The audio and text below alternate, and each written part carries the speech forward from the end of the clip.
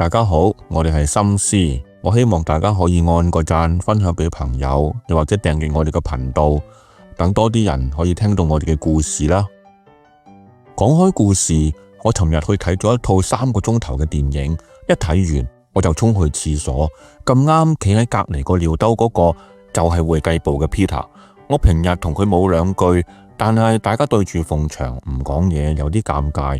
同時我用隻右眼嘅眼尾見到後邊等緊嗰對心急如焚又帶有一點怒火嘅眼神，就好似話快啲啦。我就即刻諗到一本書，想打破尷尬，就同 Peter 講：喂 Peter， 我尋日睇咗一本叫做《像哲學家一樣思考》嘅書，我想問下你，你覺得施比受更有福嗎？喺書入邊，作者安魯尼解釋話，哲學家一般用價值同義務嘅角度去睇美德。想象一下，當你決定買閃靈靈嘅戒指，去旅行發夢，又或者攤喺張梳化度睇愛回家嘅時候，呢啲錢同時間就唔可以用嚟做善事。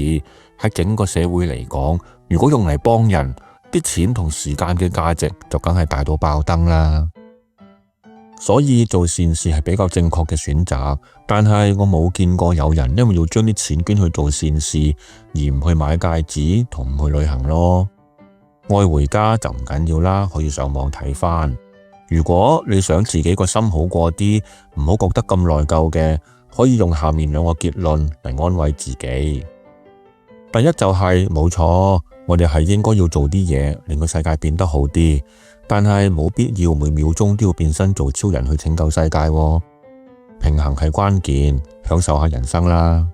另一個就係我哋唔需要將全部捐晒出去，只係需要捐部分，唔好浪費剩低落嚟嘅錢同時間就得啦。超簡單，係咪？假設我月入10萬，若果我真係想幫人嘅話，與其將我所有嘅捐晒出去幫人，令自己飢寒交迫，不如我現時只係捐1萬，再用其餘嘅增值自己，增加自己嘅收入，等我之後可以再捐多啲。